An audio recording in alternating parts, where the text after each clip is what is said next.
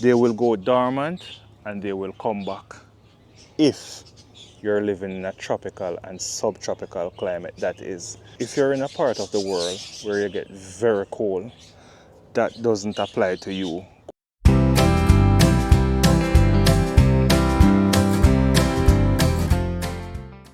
So in my last video, I was explaining to you guys the difference between straw and hay, and I was telling you that both of them will carry seeds. Well, this is the easy straw that they labeled as being seedless. So this is what seedless means to them, not us the gardener, because these are all coming from the straw. So they advertise one thing, but they sell you a totally different thing. So whether it be straw or hay, you'll have to do a bit of weeding. So just make up your mind and just go for the cheaper one whenever you're buying. No matter what you do, you will have to bend your back in the garden. And these are some California bell peppers I have in this bed. I think I also have some radishes.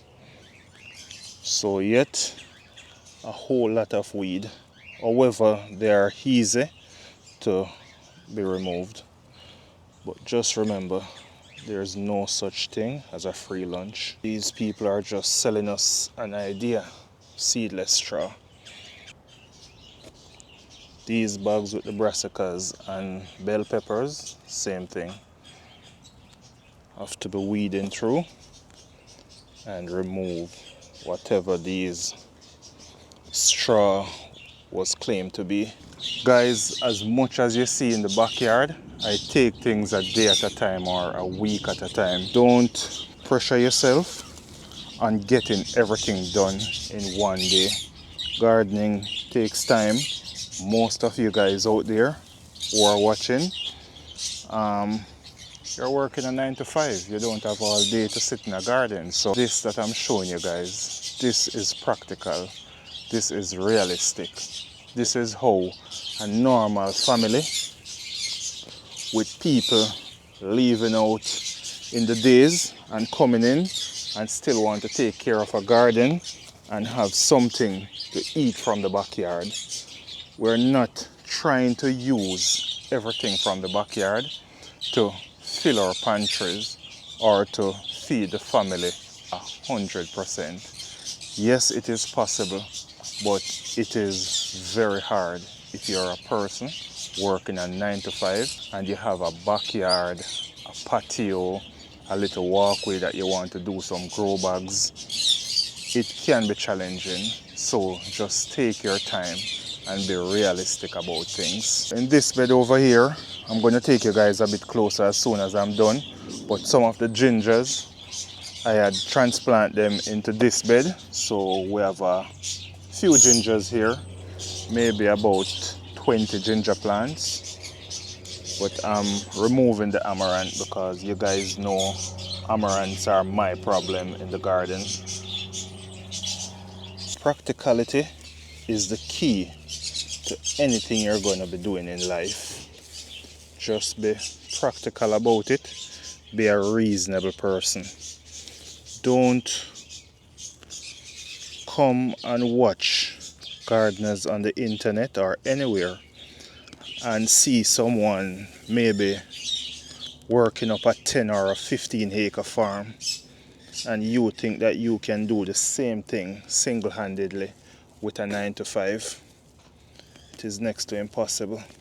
So just be realistic and you will enjoy it. So we have ginger here and all of this is ginger. A few amaranth in between. These tiny ones here, they are ginger. I'm going to take you guys in a bit closer and show you them. So this is a closer look and all of these, they're all ginger. And I'm going to show you guys also a turmeric right over here we have a turmeric. So I just keep them on this side. I have a few around my AC. Let me just pop over and show you guys them also. All these long leaf plants that you're seeing here, this is what the ginger plant look like. And the ginger bears underground. It's a rhizome, so you have to dig up and pull the ginger from out the earth.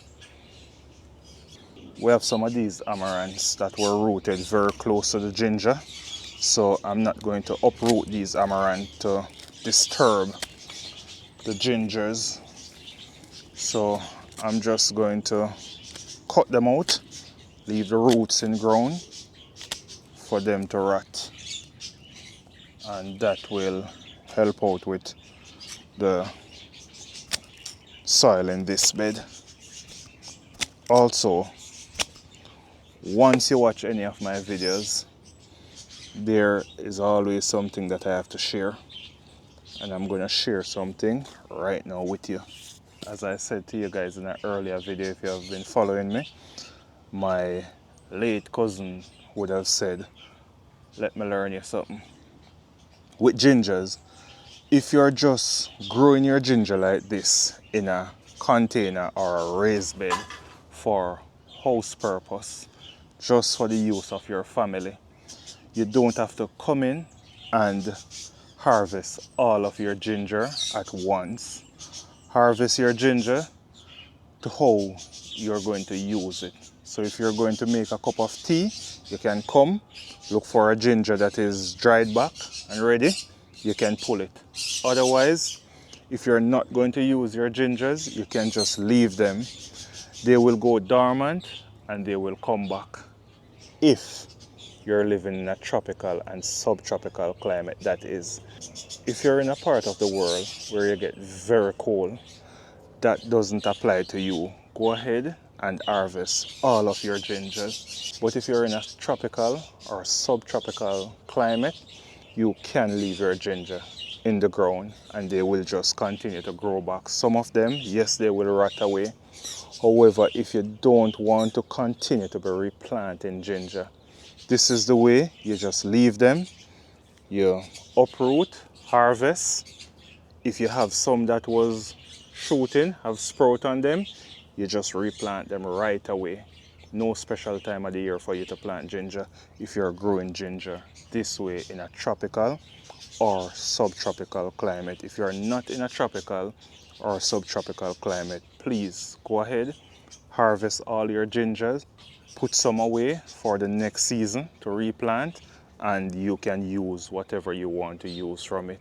But this big harvest that you're seeing on social media with people in tropical and subtropical climate for ginger, if you're not going to the farmer's market or you're not selling your ginger and you just need them for the household purpose, just leave your ginger in their growing area. Harvest them when you want, plant them back. Don't go ahead and just do a big harvest and then you have to be wondering how to preserve them. Doesn't make sense.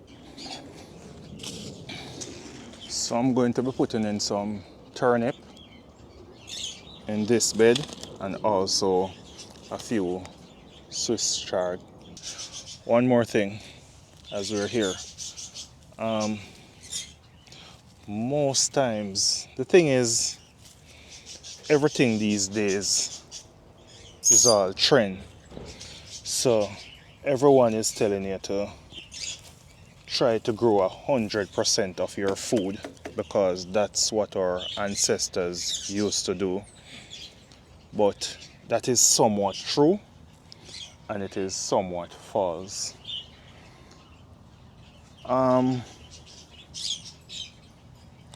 Let me put it this way. Our ancestors, yes, they used to grow all their food. And when I say ancestors, I mean everyone. I mean just the human race. People overall growing food to eat. So we're getting the wrong concept when we're saying that we want to produce 100% of what we eat. That never used to happen. What used to happen is maybe the community or the village used to produce 100% of what they consume, but no one household used to produce all of what they consume most of the time. Hardly find it. Maybe that's the 1%. So for us to do that, I would have to be here planting vegetable. My neighbor would have to be over there doing eggs. Maybe another neighbor doing pigs. Maybe another neighbor has a cattle ranch or something. So we're getting everything as a community. But now in these days when people have work to go to, so all we have to do is try to produce as much as we can for our individual households. But to go ahead and say we're trying to do 100% in our backyard of what we're going to be eating, unless you're vegetarian. And even if you're vegetarian, nature will work against you because you have different seasons when certain things just won't be able to grow, or maybe you have to can stuff. This is how it works. You have to just try to plant as much as you can within the space that you have. I'm just sprinkling a few of this Swiss chard seed all over the bed. I just want them to grow wherever they want. So this is not going to be an organized bed right here. I have ginger in it. I'm going to have Swiss chard, and I'm also going to have some turnip in it. I also have a few carrots coming up in this bed also, so it's going to be confusion. And your turnip seeds, they look much like cabbage or most brassica seed. This is what they look like. I'm not sure if you guys are seeing them clear, but this is what they look like. So this is what I'm doing here. I'm just going to rough sprinkle them. Then I'm going to get some compost mix and just sprinkle all over it. Just spread it all over it for them to get covered slightly. So I'm just going to get as much as I can in this bed. And at a later date, if the germination rate is great, I can come in and thin them out. So now that I'm all done sprinkling those seeds or dispersing those seeds, I'm just going to go over and put some of this compost over it.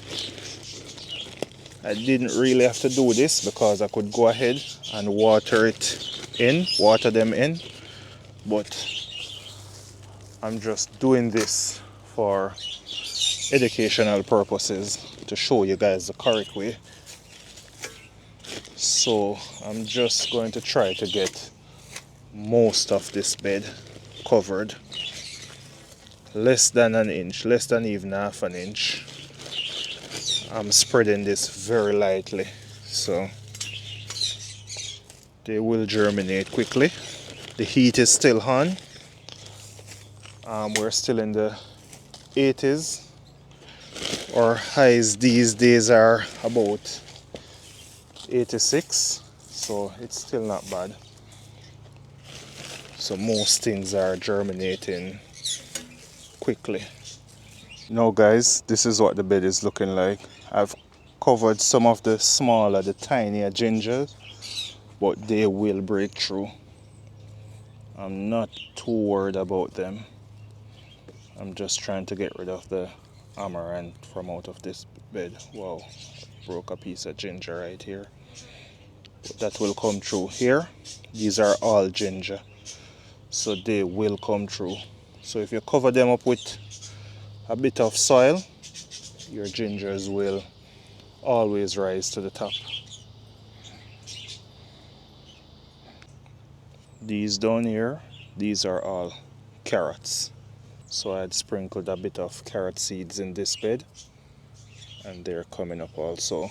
Oh, I'm not going to be watering these as yet, not because of shock, because the time is not hot, but we're expecting a lot of rain today. So I'm just going to leave them, watch. If the rain doesn't come by maybe about 5 or 6, then I'll go in and water these. Normally, if I plant seeds in the heat of the day, I don't water them right away because I don't want them to get shocked Most times, that is why a lot of gardeners don't get maximum germination.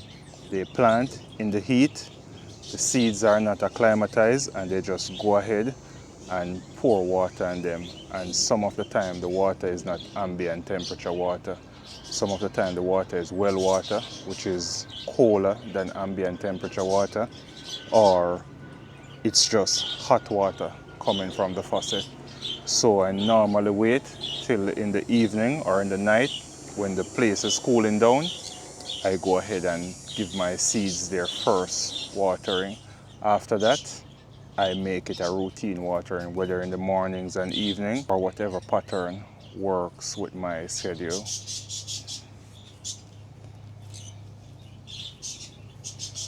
So that's going to be it from Country Moro. God bless you all. See you in the next one, and cheers.